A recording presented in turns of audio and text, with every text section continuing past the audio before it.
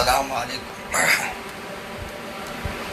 نحمد و نصلی علی رسولہ الکریم اما بعد وقال اللہ تبارک و تعالی فی القرآن المجید والفرقان الحمید اعوذ باللہ من الشیطان الرجیم بسم اللہ الرحمن الرحیم والکاظمین الغیظ والعافین عن الناس پہ ہم گفتگو کر رہے تھے، اور الحمدللہ بہت سی باتیں اس میں تکبر بھی آ گیا، غیبت بھی آ گئی، اور حسد، کینہ، کپٹ سبھی ہماری موضوع میں، جھوٹ تک ہم سب اس میں شامل ہو گئے ہیں گفتگو میں۔ اس کے علاوہ پھر اور دیکھیں گے، موقع ملے گا تو الگ الگ عنوانات پہ بھی آپ سے انشاءاللہ ہم گفتگو کریں گے۔ میرے عزیز دوستوں اور بزرگوں، آج اہم دن بھی ہے رمضان مبارک میں، کہ جیسے تاریخ کی کتابیں ہم کو بتاتی ہیں کہ 17 رمضان کو یعنی جنگ بدر ہوئی تھی، اور اللہ کے فضل و کرم سے اللہ تبارک و تعالیٰ نے آپ کو فتح و نصرت عطا فرمائی تھی، اور بہت سے مقامات پہ آج جنگ بدر کے عنوان پہ آپ سنے بھی ہوں گے، یا موضوع پہ آج کئی پروگرام چل رہے ہیں۔ بہرحال یہ ہے کہ یہ جنگ جو تھی، اللہ تبارک و تعالیٰ نے 313 صحابہ کرام کے اور 1000 کا لشکر، مگر اللہ نے بدر کے موقع پر سرکار دو عالم صلی اللہ علیہ وسلم کے طویل سجدوں کو اللہ نے قبول کیا، اور اس میں آپ کو اللہ تبارک و تعالیٰ نے فتح و نصرت عطا فرمائی، اور اسی میں ابو جہل کو بھی کیفر کردار تک پہنچایا گیا۔ آپ کو معلوم ہے ابو جہل کو ماننے والے کون تھے؟ 2 چھوٹے بچے تھے جن کا قرآن پاک میں بھی ذکر ہے، موعود یا معیز کچھ ہے ایسا نام، مجھے ذہن میں نہیں آ رہا ہے، کہ اس وقت سب سرکار اپنے صفوں کو دکھا رہے تھے، صفوں کو دیکھ رہے تھے، تو 2 بچے تھے جو ابھی کم عمری کے، یعنی عمر ایسی نہیں تھی کہ بالغ قرار دیں، ان کی عمریں کم تھی، موز اور معیز کچھ ایسا ہی نام ہے ان کا۔ تو خیر میں بولنے جا رہا ہوں تو اور بھولتے جا رہا ہوں، اس میں جانا نہیں چاہ رہا ہوں میں۔ تو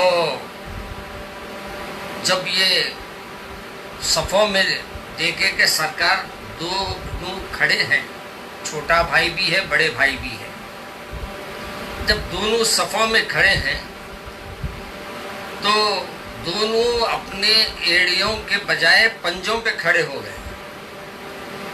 پنجوں پہ اس لیے کھڑے ہو گئے تاکہ سرکار دو عالم صلی اللہ علیہ وسلم کے ساتھ یہ پہلا جنگ تھی، اس میں ہم شریک ہوئیں گے، غزوات میں پہلا تھا، تو یہ بچوں کا جذبہ تھا کہ ہم کھڑے ہو جائیں گے اور سرکار پہ فدا ہو جائیں گے۔ سرکار دو عالم صلی اللہ علیہ وسلم نے دونوں کو قریب بلا کر ان کو سمجھایا، مگر دونوں کی یہ خواہش تھی کہ رسول اللہ ہم آپ کے ساتھ چلیں گے اور ہم اپنی جان آپ پہ فدا کریں گے اور یہ دشمنوں کو سبق سکھائیں گے۔ دیکھیے بڑے بھائی کو اللہ کے رسول نے اپنی فوج میں آنے کی اجازت دے دی۔ چھوٹے بھائی نے کہا کہ رسول اللہ بڑے بھائی کو اجازت دے دی اور مجھے نہیں دی، کہا کہ تمہاری عمر نہیں ہے۔ تو چھوٹے بھائی نے اپنے بڑے بھائی سے کہا کہ یا رسول اللہ میری ان کی کشتی کرا دیجیے، طاقتور کون ہے معلوم ہو جائے گا۔ چنانچہ سرکار دو عالم صلی اللہ علیہ وسلم سب جانتے تھے، مگر یہ بچوں کی اللہ کے رسول سے محبت تھی اور ان کے اندر ایک شہادت کا جذبہ تھا، اپنی خواہشات ان کے سامنے نہیں تھی، اللہ کی رضا، اللہ کے رسول کی رضا ساتھ تھی۔ چنانچہ انہوں نے فوری طور پر دونوں بھائیوں میں کشتی ہوئی۔ جب کشتی ہو رہی تھی تو چھوٹے بھائی نے کہا بڑے بھائی کے کان میں، بھائی جان، آپ کو تو اللہ کے رسول نے چن لیا ہے جنگ کے لیے، اب آپ میرے اگر مجھے گرا دیں گے، میں کمزور نظر آؤں گا تو سرکار مجھے وہ موقع نہیں دیں گے، لہذا ایک کام کیجئے میرے بھائی، مجھے آپ کسی حال کشتی میں جتا دیجئے تاکہ آپ کے ساتھ ساتھ میں بھی جنگ میں شریک ہو سکوں۔ یہ جنگ تھی، اور ہمارے لوگوں میں مشہور ہے کہ مسلمان جنگ کرے، جنگ کبھی نہیں کرے۔ جنگ کے لیے جب سامنے والا تیار ہو گیا، مدافعت کے لیے ہم لوگ گئے۔ یہاں قریش کی اگر بات کرتے ہیں، اگر وہ طویل واقعے میں جاؤں تو بہت لمبا ہو جائے گا۔ بہرحال جب یہ قریش کے طرف سے معلوم ہوا کہ مکے سے لشکر نکلا ہے اور مسلمانوں کو مٹانا چاہتا ہے، تو جب سرکار دو عالم صلی اللہ علیہ وسلم نے پہلے مہاجرین سے کہا، پھر سرکار نے جنرل کہا، تو انصار بھی تیار ہو گئے، اور پھر سب مل کر 313 کا لشکر، 2 گھوڑے، گنتی کے اونٹ، گنتی 2 تلواریں اور 2-4 ایسے ہی چیزیں جو کارآمد نہیں سمجھی جاتی، تو ہم کیا اس کو لڑائی بولیں گے؟ یہاں تو اللہ کا معاملہ الگ تھا، اللہ میاں جتانا چاہتا تھا، اللہ میاں اسلام کو بلند کرنا چاہتا تھا۔ چنانچہ سرکار دو عالم صلی اللہ علیہ وسلم سجدے میں جا کر اسی بدر کے مقام پر اللہ سے عرض کیا، مولا یہ 313 ہے، یہ 313 ہے، اگر اس میں سے کوئی بھی ہمارے کو ناکامی ہوتی ہے تو پھر تیرا نام و نشان لینے والے کوئی نہ رہیں گے۔ اے اللہ اس وقت دشمن پہ ہم کو غالب فرما، اور اللہ نے فرشتوں کے ذریعے مدد فرمائی۔ طویل واقعات تو آپ انشاءاللہ کبھی آپ سنیں گے، اب مختصر یہ کہ ہم کو جو آج کا عنوان ہے اس کو مکمل کر لیں گے۔ تو آپ کو یہ بتا رہا تھا کہ غصے کو کنٹرول کیجیے۔ غصہ جو ہے یہ سب چیزوں پہ بھاری ہو جاتا ہے، روزے خراب کر دیتا ہے اور رشتے خراب کر دیتا ہے اور کاروبار خراب کر دیتا ہے۔ بہت سے اس کی بیماریاں میں نے آپ کے سامنے رکھی ہے۔ اب ہم یہ بات طے کر لیں کہ بھائی ہم جو سنیں گے اس پہ عمل بھی کریں۔ اگر عمل کی نیت نہیں ہے تو پھر ہماری تقریر بھی، بولنا بھی، سرکار کی سیرت جو بھی سنا رہے ہیں وہ سب بیکار ہے۔ آج ایک صاحب سے میں بات کیا، مولا بھائی جھوٹ نہیں بولنا، تو بولے وہ تو بغیر بولے کے رہ نہیں سکتے ہم۔ تو اب اس کا جواب کیا ہے؟ یعنی روزہ بھی خراب ہو رہا تو انہوں جھوٹ بول رہے ہیں، برائی بھی ہو رہی ہے، گناہ بھی بڑھ رہے ہیں تو جھوٹ بول رہے ہیں۔ یہی وجہ ہے کہ لوگ ہم کو کیا کہیں گے؟ لوگوں کو مت دیکھیے، اوپر والے کو دیکھیے، آپ اوپر والے کو اپنا راضی رکھیے۔ جب وہ راضی ہوں گا تو دنیا خود بخود راضی ہو جائیں گی۔ آپ کو معلوم اللہ تبارک و تعالیٰ، اگر علماء نے یعنی بزرگوں نے لکھا ہے، اگر کسی آدمی کو عزت دینا چاہتا ہے تو اللہ تبارک و تعالیٰ اپنے فرشتوں میں اس کا نام لیتا ہے، اور فرشتوں میں ان کا نام لے کر آواز دیتا ہے۔ جب فرشتوں میں اس کی اچھائیوں کو بیان کیا جاتا ہے اور فرشتوں سے کہا جاتا ہے کہ عرش پر اعلان کر دو، جب عرش پر اعلان ہوتا ہے تو فرش والوں کے دل میں خود بخود اس سے محبت ہو جاتی ہے، اور جب عرش والا ناراض ہوتا ہے تو وہ اعلان کر دیتا ہے میں اس سے راضی نہیں ہوں، تو پھر دنیا والے بھی اس سے راضی ہونے رہتے ہیں۔ فرشتوں میں اس کی ناراضگی پھیل جاتی ہے، اور فرشتوں میں ناراضگی پھیلنے کی وجہ سے آپ کے اور ہمارے دلوں میں بھی اس کا مقام اور وقار اور مرتبہ کم ہو جاتا ہے۔ اس لیے میرے عزیز دوستوں اور بزرگوں اور ناظرین اکرام، اس پہ غور کریے، اس پہ توجہ دیجیے۔ اب میں اس سلسلے میں جو کچھ بیان کرنا تھا کر دیا۔ اب میں آپ سے یہی ادباً گزارش کروں گا کہ آپ اپنی زندگیوں کو بدلنے کی کوشش کیجیے، توبہ کیجیے، استغفار کیجیے۔ غصہ آیا تو ہمارے کو حکم دیا گیا کھڑے ہیں تو بیٹھ جاؤ، بیٹھے ہیں تو لیٹ جاؤ۔ غصہ آیا تو پانی پینے کا حکم ہے، غصہ آیا تو اعوذ باللہ من الشیطان الرجیم پڑھ لیجیے، یہ شیطان کی طرف سے آتا ہے۔ جب آپ پڑھ لیں گے اللہ چاہا تو شیطان آپ کا دور بھاگ جائے گا اور غصے کو آپ کنٹرول کر پائیں گے۔ ہم کو یہ چیزوں پہ غور کرنا ہے اور اپنے زبان کو غصے میں استعمال بھی صحیح کرنا ہے۔ استعمال غصے میں ہم لوگ زبان کا ایسا استعمال کرتے ہیں جس سے سامنے والے کے دل کو توڑ دیتے ہیں، اس کی کمزوریوں کو، اس کے معاملات کو جو ہے اس کو نقصان پہنچانے کی سوچتے ہیں اور یہ سمجھتے ہیں کہ ہم کچھ نقصان پہنچائیں گے اس کو۔ نہیں، کبھی بھی یاد رکھیے غصہ آپ کا ان کا ہے اور غصے کو ختم۔ اور غصے کی تعریف کیا معلوم؟ کئی غصے ہیں، ایک غصہ دیر سے آتا دیر سے جاتا، یہ بھی غصہ اچھا نہیں ہے۔ ایک غصہ ہے جلدی آتا دیر سے جاتا، یہ بھی اچھا نہیں ہے۔ ایک غصہ ہے وہ غصہ ایسا ہے کہ دیر سے آتا جلدی چلے آتا، یہ بھی اچھا نہیں ہے۔ کون سا غصہ اچھا ہے؟ سب سے بہترین غصہ یہ آئے کہ دیر سے آئے اور جلدی چلے جائے۔ دیر سے آنا غصہ۔ اب دیکھیے حضرت ابوبکر صدیق رضی اللہ تعالیٰ عنہ بیٹھے ہوئے، ایک شخص آیا آپ کو برا بھلا کہنے لگا رضی اللہ تعالیٰ عنہ۔ جتنی دیر بولتے رہا، سرکار بھی بیٹھے تھے، حضرت ابوبکر صدیق بھی بیٹھے ہوئے تھے اور مسلسل وہ حضرت ابوبکر صدیق کو برا بھلا کہہ رہا تھا اور ایک حد ہو گئی۔ اس کے بعد ابوبکر صدیق رضی اللہ تعالیٰ عنہ نے ایک کچھ بات دیا، دو باتوں کا جواب دیا۔ سرکار وہاں سے اٹھ کے تشریف لے جانے لگے۔ میرے آقا کی تشریف لے جانے کی وجہ سے ابوبکر صدیق حیران ہو گئے، ہو کر کہا ہے سنا مجھ سے کوئی غلطی ہو گئی سرزد؟ تو اللہ کے رسول نے فرمایا کہ سنو، جب آپ خاموش تھے، غصہ جب آپ کے اوپر لوگ کر رہے تھے، آپ ایک شخص کے غصے کو سہ رہے تھے، اللہ نے کیا کیا تھا؟ اس کے لیے جواب دینے ایک فرشتے کو مقرر کر دیا تھا، اس کے جواب فرشتے دے رہے تھے۔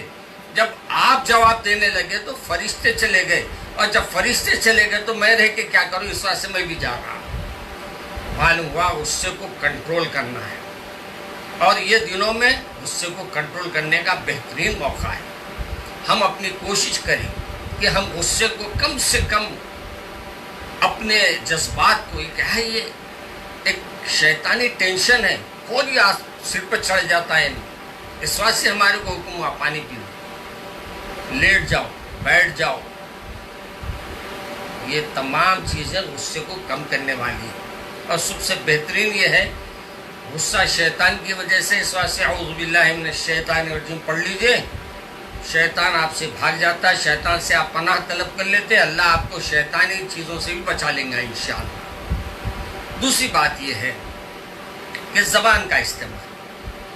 ہاں، یہ زبان کا استعمال بولے تو مجھے حضرت حسین رضی اللہ تعالیٰ عنہ کا ایک واقعہ یاد آیا۔ حضرت حسین رضی اللہ تعالیٰ عنہ کون تھے؟ آپ کو مجھے تعارف کی ضرورت نہیں، نواسے رسول تھے۔ حضرت علی رضی اللہ تعالیٰ عنہ کے جگر کے ٹکڑے تھے، بی بی فاطمہ الزہرا کے صاحبزادے تھے۔ آپ اپنے گھر میں کچھ مہمانوں کے ساتھ بیٹھے ہیں اور کھانا نوش فرما رہے ہیں کہ غلام آپ کا کچھ شوربہ لے کر آیا، اور وہ شوربے کا کٹورا گرم تھا، اور وہ گرم کٹورا جو ہے لا کر رکھنے کے اتنی دیر میں ہاتھ سے کٹورا پھسلا اور حضرت حسین رضی اللہ تعالیٰ عنہ کے کپڑوں پر گرا۔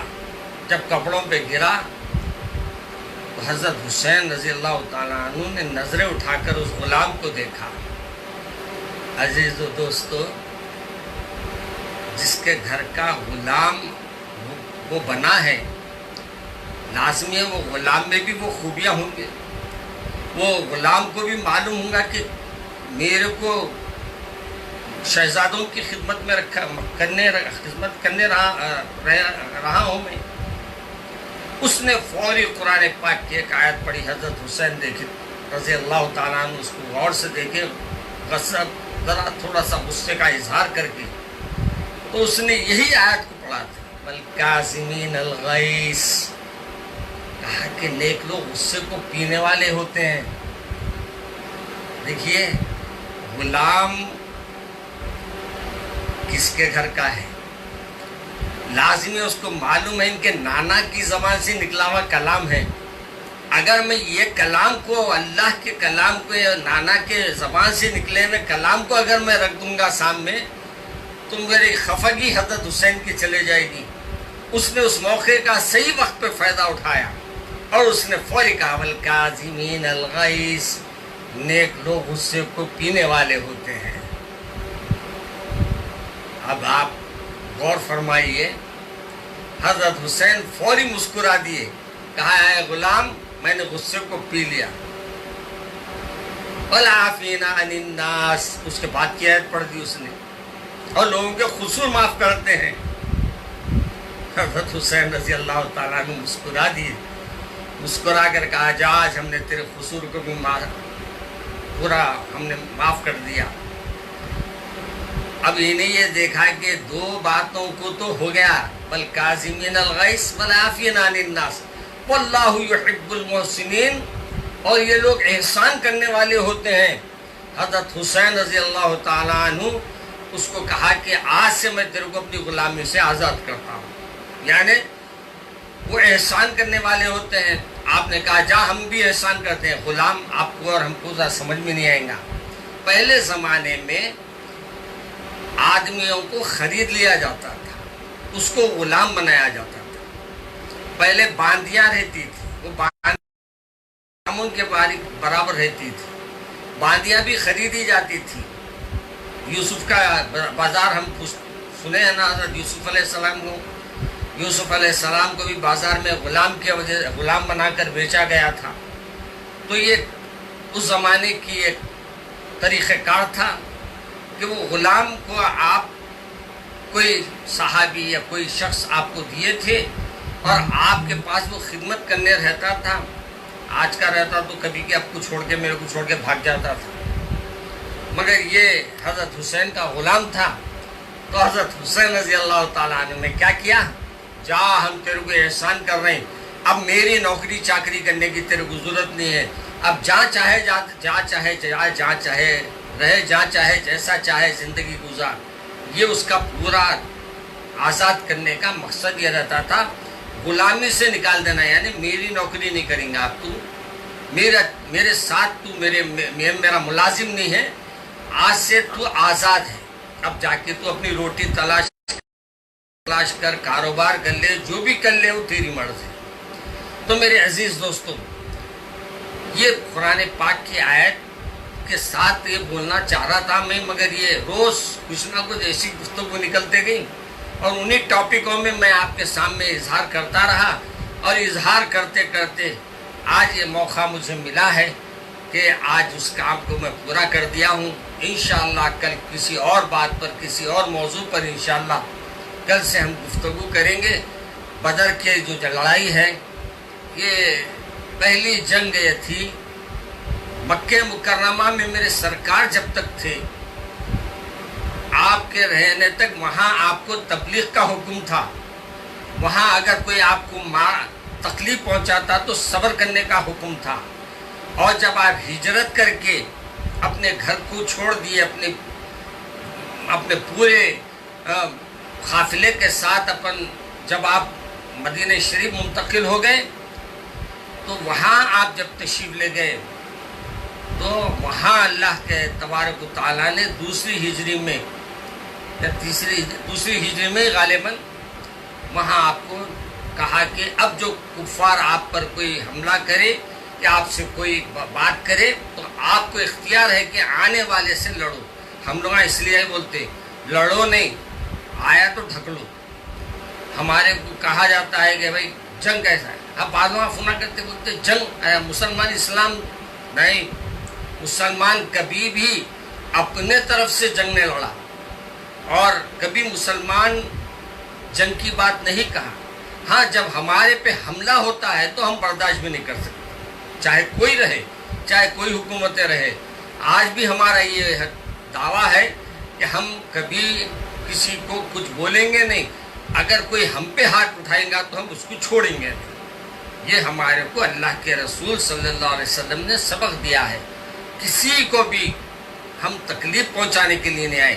ہم رحمت للعالمین ہے, سب کے لیے رحمت بن کے آئے ہیں. اور ہمارا کام اپنے عمل ایسے کر لو کہ دیکھ کے لوگ اسلام قبول کرے. ہم ایسا نہیں ہے کہ ہم لوگوں کو مسلمان کر لیتے پھرے. یہ ہمارا ذوق ہے نہ شوق ہے. ہمارے کو یہ حکم ملا ہے کہ تم ایسے عمل کرو کہ تم کو دیکھ کر لوگ اسلام قبول کرے.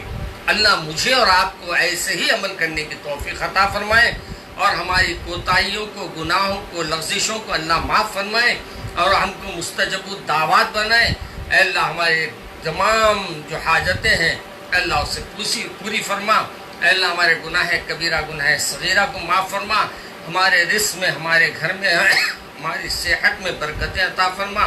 اے اللہ ہماری جو بھی خطائیں ہیں اسے درگزر فرما. اے اللہ ہمارے کوئی اعمال ایسے ہیں جو شاید ہمارے بڑوں کو بھی ناگوار گزر رہے ہیں, اللہ ہمیں معاف فرما دیجیے. اے اللہ ہم سب کو حفاظت سے رکھیے, ہر بلائے آسمانی و سلطانی سے حفاظت فرمائیے. اے اللہ جو آج بیمار ہیں ان کو شفا عطا فرما.